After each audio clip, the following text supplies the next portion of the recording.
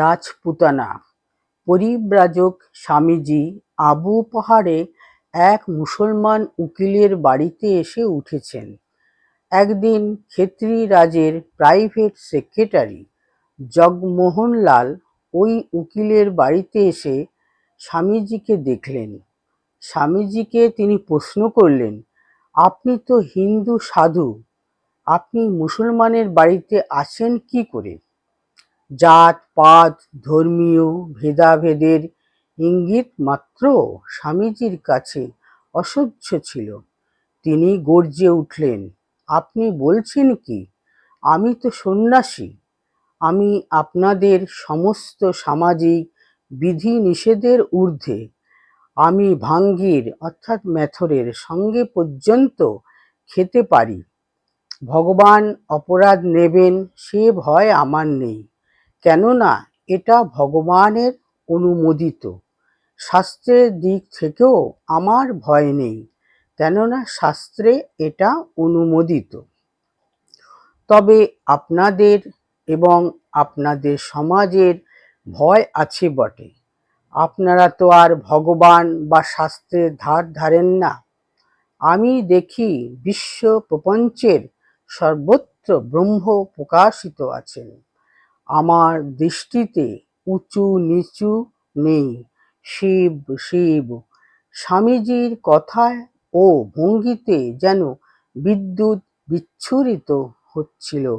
জগমোহনলাল মুগ্ধ হলেন।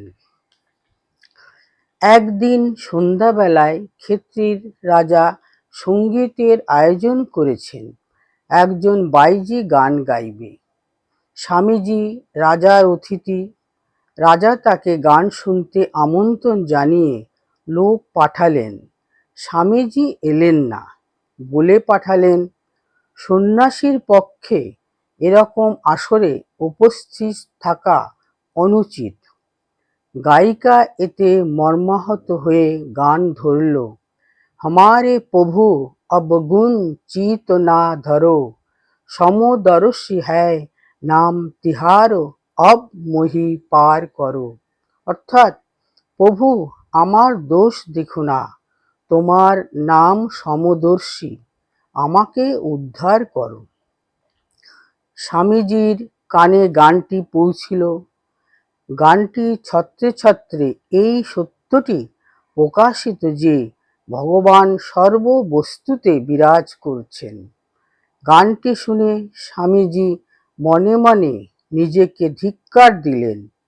এই কি আমার সন্ন্যাস? আমি সন্ন্যাসী, অথচ আমার ও এই নারীর মধ্যে আমার ভেদ জ্ঞান রয়ে গেছে। তার চোখ খুলে গেল। তিনি বুঝলেন সবার মধ্যে সেই এক সত্তা, কাউকে তিনি ঘৃণা করতে পারেন না।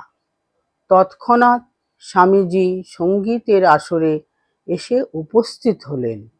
শোনা যায়, গান হয়ে যাবার পর বাইজিকে মাতৃ সম্বোধন করে তার কাছে স্বামীজি ক্ষমা প্রার্থনা করেছিলেন।